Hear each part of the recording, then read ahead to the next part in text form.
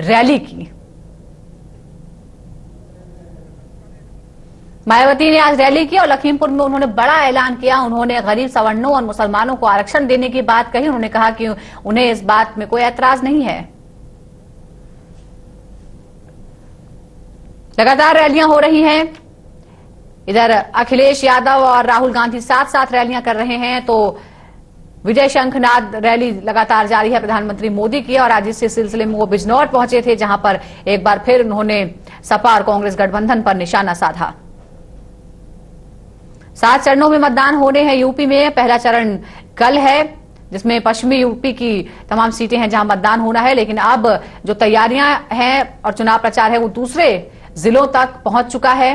और आज इसी सिलसिले में लखीमपुर खीरी, बिजनौर, बरेली, इन तमाम इलाकों में अलग अलग नेताओं ने रैलियां की हैं। यूपी के चुनाव पर सबकी निगाहें हैं, क्योंकि पूरे देश में सबसे ज्यादा सीटों वाला ये राज्य है और जो इस पर काबिज होता है सत्ता में उसकी धनक होती है। अगर यहां लोकसभा की सबसे ज्यादा सीटें बीजेपी के पास है, 73 सीटें लोकसभा की बीजेपी के पास है। लेकिन बीजेपी चाहती है कि अब राज्य में भी सरकार बनाई जाए। इसका फायदा राज्यसभा चुनावों में भी होगा और साथ ही राष्ट्रपति के चुनाव में भी। इसलिए पूरा जोर हर पार्टी ने लगा रखा है, क्योंकि सबसे ज्यादा स्ट्रेंथ यूपी विधानसभा की है। लेकिन फिलहाल यहां समाजवादी पार्टी काबिज है। समाजवादी पार्टी ने इस बार गठबंधन किया है कांग्रेस के साथ। हालांकि इस गठबंधन को लेकर लगातार सवाल उठाए जा रहे हैं। आज भी प्रधानमंत्री मोदी ने इस गठबंधन पर सवाल उठाए और ये कहा कि ये पार्टियों का नहीं, कुंभों का गठबंधन है। राहुल गांधी पर भी चुटकी ली और ये कहा कि वो एक ऐसे नेता हैं जिन पर सबसे ज्यादा जोक बनाए जाते हैं।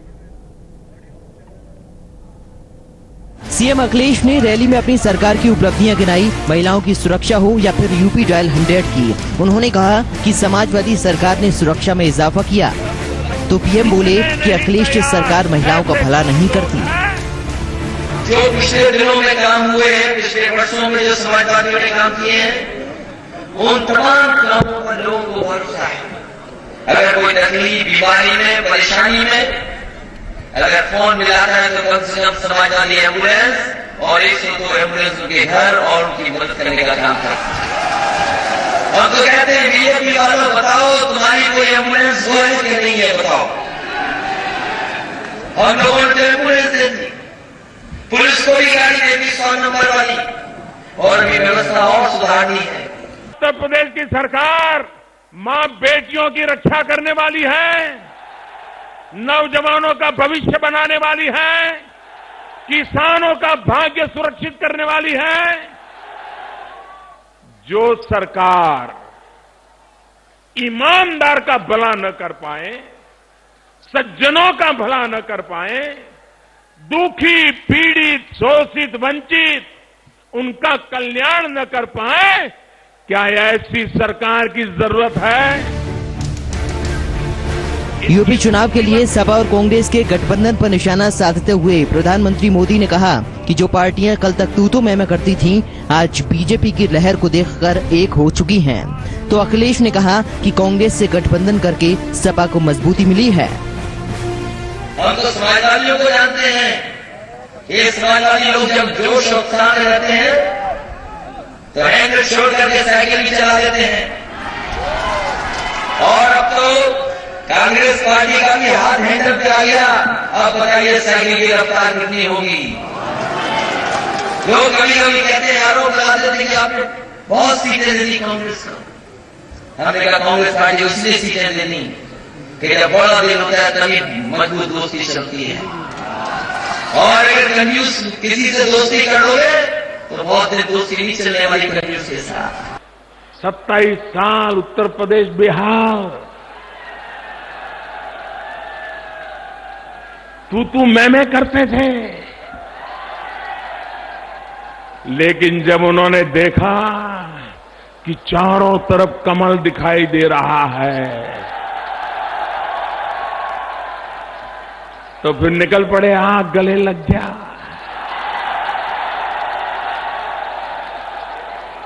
बचाओ बचाओ बचाओ। कुल मिलाकर देखा जाए तो हर पार्टी एक दूसरे पर आरोप लगा रही है और अपनी उपलब्धियों को बेहतर बता रही है, लेकिन ये तो चुनाव के नतीजे ही बताएंगे कि जनता किसे पसंद करती है। Bureau report, JK24/7 news. इस चुनावी माहौल में बीएसपी सुप्रीमो मायावती भी लखीमपुर पहुंची रैली करने के लिए। उन्होंने सपा और बीजेपी पर हमले के आरोप लगाया। विकास में जनहित के जो भी थोड़े बहुत कार्य किए गए हैं, तो उनमें से अधिकांश बड़े बड़े कार्यों की शुरुआत बीएसपी की सरकार ने ही कर दी गई थी। और इतना ही नहीं, बल्कि बीएसपी की अनेकों जनहित की योजनाओं को तो वर्तमान सत्ता सरकार ने बहुत चालाकी से केवल उनका नाम बदलकर ही चलाया हुआ है। कुल मिलाकर वर्तमान सत्ता सरकार का लगभग पूरा कार्यकाल हर स्तर पर व हर मामले में अति निराशाजनक व अति कष्टदायक ही बना रहा है। बीजेपी व इनकी केंद्र की सरकार ने अपने लोकसभा चुनावी वायदों का अब तक लगभग 1/4 हिस्सा भी कार्य पूरा नहीं किया है, और जिन पर से जनता का ध्यान बांटने के लिए अब तक इन्होंने किस्म किस्म की नाटकबाजी भी खूब की है, जो आप लोगों से छिपी हुई नहीं है। और इसी क्रम में फिर इन्होंने, यानी कि बीजेपी के लोगों ने केवल अपने राजनीतिक स्वार्थ में आज से लगभग 3 महीने पहले देश में कालाधन व भ्रष्टाचार पर अंकुश लगाने की आड़ में वैसे देश हित से भी जोड़कर फिर बिना पूरी तैयारी के ही पूरे देश भर में अचानक 500 व 1000 रुपए के नोटों पर पाबंदी लगाने का ये एक ऐसा अति जनपीड़ादायी फैसला ले लिया, जिसकी मार से देश के लगभग 90% गरीब मजदूर, जिसकी मार से आपके जिले से पूरे देश के लगभग 90% गरीब मजदूर, किसान व अन्य मेहनतकश एवं मध्यम वर्गीय लोग अभी तक भी पूरे तौर से उभर नहीं पा रहे हैं। तो एक के बाद एक चुनावी सभाएं हो रही हैं और बीजेपी भी लगातार कैंपेन कर रही है। प्रधानमंत्री मोदी खुद सभाएं कर रहे हैं और इस वक्त बीजेपी नेता राकेश त्रिपाठी हमारे साथ जुड़ गए हैं। राकेश जी, बहुत बहुत स्वागत है आपका जेके न्यूज में। जी नमस्कार। राकेश जी, प्रधानमंत्री मोदी खुद मोर्चा संभाले हुए बीजेपी की तरफ से जिस तरह का स्वागत मिल रहा है, जिस तरह की भीड़ बढ़ रही है, क्या उम्मीद है? देखिए, मैं आज स्वयं प्रधानमंत्री की रैली में था और अभूतपूर्व जन समर्थन था। महिलाएं, बच्चे, बुजुर्ग जिस तरह से आज इस अभूतपूर्व सभा में एकत्रित थे, ये साफ संकेत है कि उत्तर प्रदेश में एक स्पष्ट परिवर्तन होने जा रहा है और भारतीय जनता पार्टी एक पूर्ण बहुमत की सरकार बनाने जा रही है। अब देखिए, आज प्रधानमंत्री जी ने जिन मुद्दों को उठाया है, वो मुद्दे आज बिजनौर के मुद्दे, पश्चिमी उत्तर प्रदेश के मुद्दे हैं। गन्ना किसानों के बारे में जिस तरह से अखिलेश सरकार ने उपेक्षापूर्ण रवैया अपनाया है और गन्ना किसान आज जितना बदहाल है, उसको अपने उपज का मूल्य नहीं मिल पा रहा है, बकाये का भुगतान नहीं हो पा रहा है और अखिलेश सरकार मिल मालिकों के समर्थन में खड़ी है। ऐसी स्थिति में गन्ना किसानों के मुद्दे को उठा करके आज जनता की नब्ज को छूने का काम प्रधानमंत्री जी ने किया है। मुझे लगता है बहुत बड़ा जन समर्थन भारतीय जनता पार्टी के पक्ष में। जी राकेश जी, आपने किसानों की बात की है। आज प्रधानमंत्री ने चरण सिंह किसान कल्याण कोष बनाने की बात कही है और नाम चरण सिंह जी का यहाँ पे आता है, तो चरण सिंह जी के बेटे की पार्टी जो है आरएलडी, उसके साथ क्यों कोई समझौता नहीं हो पाया? ऐसा नहीं लग रहा कि आप अकेले पड़ गए हैं? एक तरफ बीएसपी है, कांग्रेस सपा का गठबंधन हो गया है और बीजेपी अकेली पड़ गई है। बीजेपी अकेले ही एक एजेंडा लेकर के चल रही है, जो एजेंडा गरीबों का है, जो एजेंडा किसानों का है, जो एजेंडा नौजवानों का है। मुझे लगता है कि कांग्रेस पार्टी ने जिस तरह से 27 साल यूपी बहाल के बाद अपनी बेहाली को देखते हुए समाजवादी पार्टी के साथ गलबैया करने का काम किया और समाजवादी पार्टी जो घबराहट में थी कि उसने 5 वर्षों तक कोई काम नहीं किया, एक बड़ी अपेक्षाओं उम्मीदों के साथ अखिलेश सरकार में आए थे, उन्होंने भी अपनी घबराहट में कांग्रेस पार्टी का हाथ थामने का काम किया। ऐसी स्थिति में जब बसपा अपना आधार खो चुकी हो और नोटबंदी से उसका जो कोष अब तक इकट्ठा किया था मायावती जी ने, वो कोष भी बेकार हो गया है। ऐसी बौखलाहट में, ऐसी घबराहट में भाजपा को किसी साथ की जरूरत नहीं है। भाजपा अकेले अपने दम पर सरकार बनाने में सक्षम है। जी, लेकिन राकेश जी, आप बीजेपी बार बार बीएसपी को खारिज कर रही है। अभी हमने गृह मंत्री राजनाथ सिंह को भी सुना, उन्होंने कहा है कि बीएसपी तो कहीं कंपटीशन में ही नहीं है। ये कोई स्ट्रेटेजी तो नहीं है आपकी? क्या चुनाव के बाद कोई नया समीकरण भी हो सकता है? देखिए, स्ट्रेटेजी का मामला नहीं है। हम लोग जनता के बीच में हैं और जनता के बीच में इस बात को महसूस कर रहे हैं कि वोट बैंक की पॉलिटिक्स अब इस देश में नहीं चलने वाली है। 2014 के लोकसभा चुनाव में जाति से ऊपर उठकर लोगों ने विकास के नाम पर वोट किया है और मुझे लगता है कि मायावती जी की कुल राजनीति की ताकत ही यही है कि वो एक वोट बैंक की पॉलिटिक्स करती है। वो वोट बैंक की पॉलिटिक्स भी खत्म हो गई और जो उन्होंने अपना बैंक बैलेंस कर रखा था वो बैंक बैलेंस की पॉलिटिक्स भी उनकी खत्म हो गई है। जी, लेकिन राकेश जी, आपकी पार्टी के नेता भी तो तरह तरह के धार्मिक उन्माद फैलाने वाले बयान देते हैं, उनके बारे में आप क्या कहेंगे? ये किस तरह की पॉलिटिक्स हुई? अगर वो जातिवादी पॉलिटिक्स कर रहे हैं तो आप किस तरह की पॉलिटिक्स कर रहे हैं?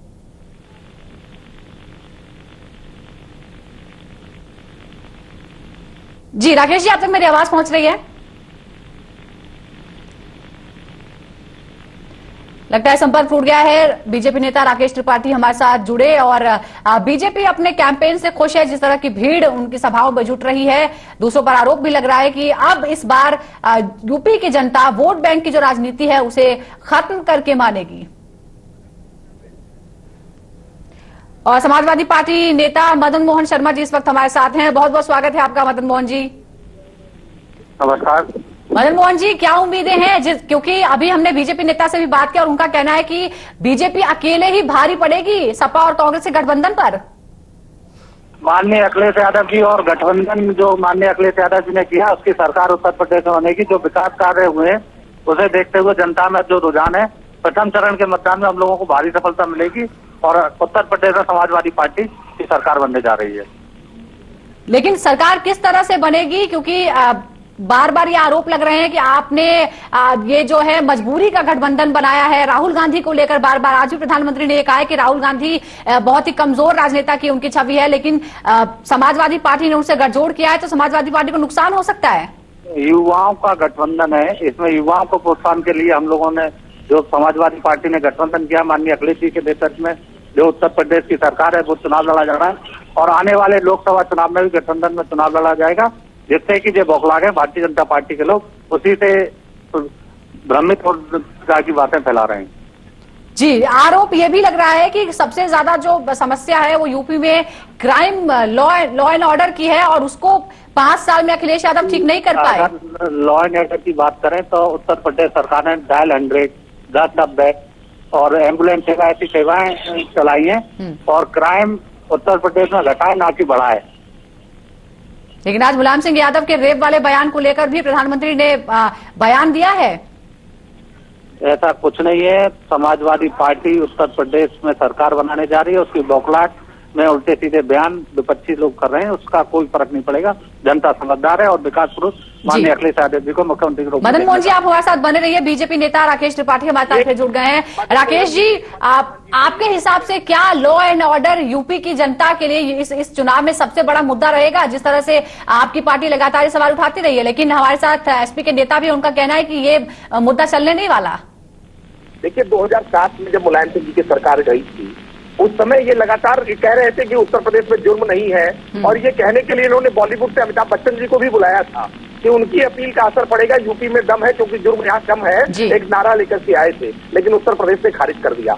लखनऊ राजधानी में ही पिछले 3 दिनों में 3 बच्चियों के बलात्कार हुए हैं और बलात्कार के बाद हत्याएं हुई हैं। शर्म नहीं आती है ये बात कहते हुए कि काम बोलता है? आपका काम नहीं, अपराधी बोलते हैं, बलात्कारी बोलते हैं, भ्रष्टाचारी बोलते हैं, आपके चाचा बोलते हैं, आपके भतीजे बोलते हैं। आपके यहाँ काम नहीं बोल रहा है, जनता सिसक रही है, उत्तर प्रदेश में जो विकास हुआ है बेशर्मी से काम बोलता है। बेशर्मी की बात आप ना करें और जितना सम्मान हम लोगों ने समाजवादी पार्टी ने नौजवानों को आपने नौकरी की बात की थी, ऐसा कुछ नहीं हुआ। आप बेटों की आप नौकरियों की बात कर लीजिए। सरकार है भारतीय जनता पार्टी उच्च शिक्षा सेवा चैनल हाईकोर्ट के द्वारा हटाए गए। उत्तर प्रदेश लोक सेवा आयोग के अध्यक्ष हाईकोर्ट के द्वारा हटाए गए। कौन सी चयन प्रक्रिया आप लेकर आए थे? हाईकोर्ट ने आपके चयन आयोगों के अध्यक्षों को भ्रष्टाचार के आरोप में हटाया है। अधीना साहब के द्वारा जो रोक लगी हुई थी वो भर्ती कराने का काम माननीय मुख्यमंत्री जी ने किया है और आपने केवल अपने जाति विशेष को ध्यान में रख करके एक वर्ग विशेष को संतुष्ट करने के लिए पैसे लेकर भर्ती करने का काम किया है। उत्तर प्रदेश में एक भी भर्ती बिना पैसे लिए नहीं हुई है। आप युवाओं के सपनों के हत्यारे हैं, कैसी बात करते हैं आप तो युवाओं के सपनों दिखाकर उन्हें ठगने का काम करते हैं, बेबुनियादी बात करते हैं। नोटबंदी से जो व्यापारी नौजवान बिल्कुल बिल्कुल लॉ एंड ऑर्डर एक बड़ी समस्या है, ये आरोप भी है और ये यूपी की जनता का भी मानना है। आप दोनों हमारे साथ बन रही है। अरुण चौधरी अब बीएसपी से हमारे साथ जुड़ गए हैं। अरुण चौधरी जी, स्वागत है आपका जेके न्यूज में। सवाल यह है कि कांग्रेस, सपा और बीजेपी तो आपकी पार्टी को पूरी तरह से खारिज कर रही है, कह रही है कि आप तो कंपटीशन में नहीं है कहीं। देखिए, ये इनकी गलतफहमी है। पूर्व में भी इन्होंने जो है हमें हल्के में लिया और इससे पहले भी बहन जी 4-4 बार इस सूबे की मुख्यमंत्री बनी है। और रही बात भारतीय जनता पार्टी की, आज देश समझ चुका है मोदी जी के जो ये लुहाब ने जो उन्होंने जनता को लॉलीपॉप दिया था, और जनता इनकी बातों में आने वाली नहीं है। लेकिन अरुण जी, आपकी पार्टी में जो इतना बिखराव था, आप में इतनी गुटबाजी हो गई थी, आपको लगता है कि इस चुनाव में कहीं तैयार हैं? क्योंकि मायावती के अलावा आपके पास कोई ऐसा चेहरा नहीं है जो भीड़ जुटा सके, जो अगर कभी कोई रैली हो तो वहां पर लोग आए उन्हें देखने के लिए, उन्हें सुनने के लिए। देखिए, गुटबाजी नहीं है। अगर सिर्फ और सिर्फ अनुशासन अगर कहीं बचा है तो वो बहुजन समाज पार्टी में बचा है। हमारी अध्यक्षा बहन कुमारी मायावती जी के नेतृत्व में ही तमाम कार्यकर्ता यहाँ काम करने का काम करते हैं, ऐसा कुछ भी नहीं है। लेकिन अरुण जी, जिस तरह का बिखराव चुनावों से पहले आपकी पार्टी में हुआ था और इतने सारे नेता पार्टी छोड़कर चले गए, क्या आपको नहीं लग रहा है कि उसका कुछ असर है इस बार चुनाव कैंपेन में दिख रहा है? देखिए, अगर भारतीय जनता पार्टी इतनी मजबूत होती तो जो नेता हमारी पार्टी छोड़कर गए उन्होंने उन्हें क्यों टिकट दिया, बताइए मुझे। कहीं ना कहीं इसमें भारतीय जनता पार्टी की कमजोरी दिखाई दे रही है। और रही बात, हमारा एक प्रत्याशी जीत रहा है। आज प्रदेश में फिर से एक बार जो है बहुजन समाज पार्टी का माहौल बना हुआ। जी अरुण जी, यहाँ एक तरफ आरक्षण की बातें होती हैं, जातिवादी पॉलिटिक्स की बात हो रही है, ये भी सवाल उठ रहा है कि आप लोग सिर्फ वोट बैंक की राजनीति करते हैं। और आप आज आपके सुप्रीमो ने सवर्णों, गरीब सवर्णों और मुसलमानों को आरक्षण देने की भी बात कह दी है। देखिए, कम से कम भारतीय जनता पार्टी के लोग जो धर्म के नाम पर राजनीति करते हैं, जिन्हें सिर्फ और सिर्फ चुनाव के समय पर ही राम याद आते हैं, उन लोगों से तो हमारा ठीक है। हम कम से कम जनमानस की बात करते हैं, सर्वजन हिताय सर्वजन सुखाय की बात करते हैं। जी, लेकिन आपने तो मिलकर कई बार सरकार भी बनाई है बीजेपी के साथ, और समाजवादी पार्टी कभी ये बात बोलना नहीं भूलती है। अभी भी चुनाव प्रचार में बार बार अखिलेश यादव कह रहे हैं। अखिलेश यादव जो अब से पहले जो कांग्रेस को गाली बकने का काम कर रहे थे, और कांग्रेस पार्टी जो समाजवादी पार्टी के बखिया उधेड़ रही थी, आज वो साथ में मिलकर चुनाव लड़ रहे हैं। इसी तरीके से विकास करेंगे क्या ये? अगर अखिलेश जी ने इतना ही काम करा होता तो वो अपने दम पर चुनाव लड़ते। गठबंधन की क्यों जरूरत पड़ी? इसका मतलब कहीं ना कहीं उन्हें अपनी नाकामयाबी दिखाई दे रही है। समाजवादी पार्टी सरकार काम करेगी और उत्तर प्रदेश में नहीं, केंद्र सरकार में ही समाजवादी पार्टी सरकार बनाने का काम करेगी। कैसे 5 सदस्य लेकर के 5 सदस्य को दिखाकर 2019 में पंचायत राजों को रोकने के लिए समाजवादी पार्टी ने जो गठबंधन किया है, उसी के तहत चुनाव लड़ा जाएगा और उसी के तहत काम किया जाएगा। चलिए, सबके अपने अपने दावे, सबके अपने अपने वादे हैं। 11 मार्च को देखना होगा किसके वादे और किसके दावे सही साबित होते हैं। राकेश त्रिपाठी जी, अरुण चौधरी जी और मदन मोहन शर्मा जी, आप तीनों का ही बहुत बहुत शुक्रिया। और इसी के साथ हमारी इस पेशकश में इतना ही, लेकिन खबरों का सिलसिला यहाँ लगातार जारी है।